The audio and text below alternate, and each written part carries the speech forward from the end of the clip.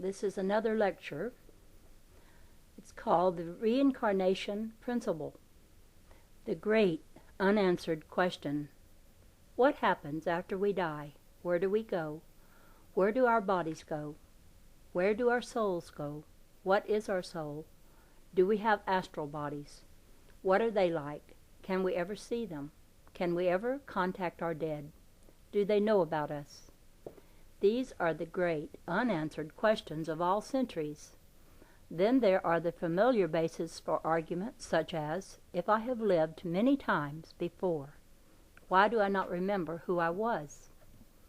The subject of reincarnation is too big for one lecture, but if one knows the fundamental principle which underlies all creating things, one knows that he is an individual extension of mind, therefore immortal and cannot die. Neither can one's body die.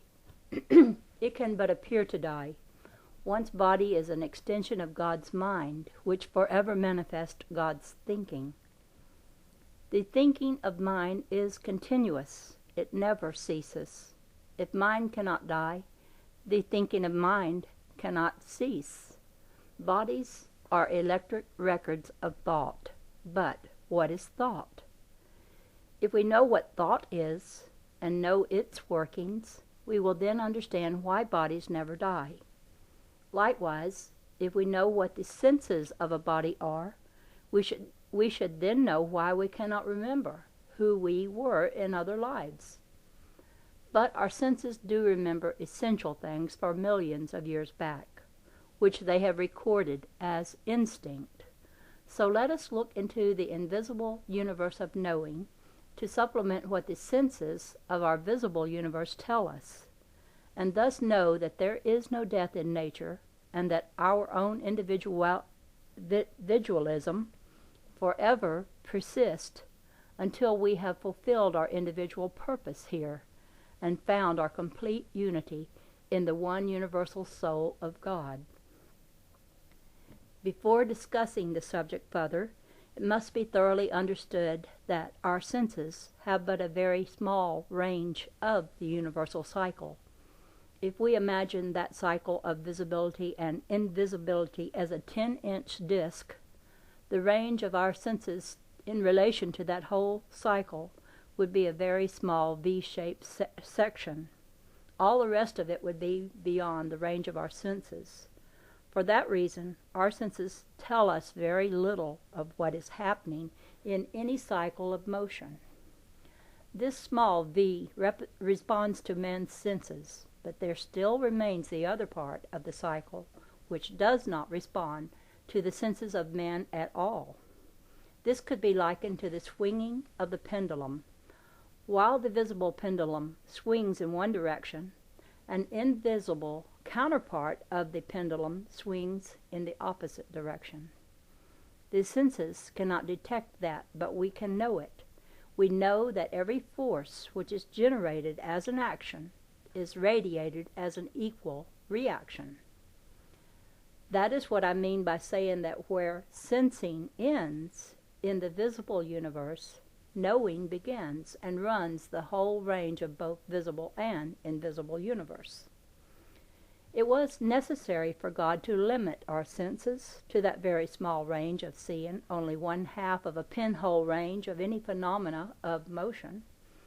If God had allowed the senses to see the whole double two-way range of both visible and invisible effects of motion, we could see all of the illusions of motion which deceive our senses and tell us such untruths as that railroad tracks meet on the horizon, and other illusions of perspective. If we could see the whole two ways of entire cycles of motion, God might as well not have created the universe of cause and effect at all.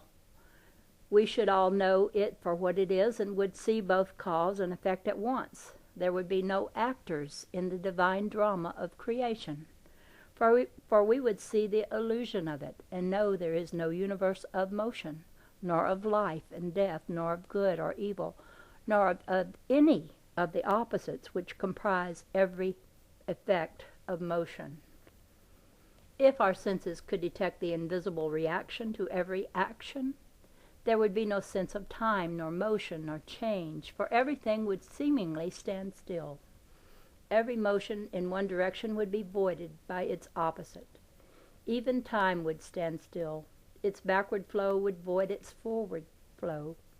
If our senses could detect the backward flow of time, there would be no sequence to anything. Hence, time itself would disappear.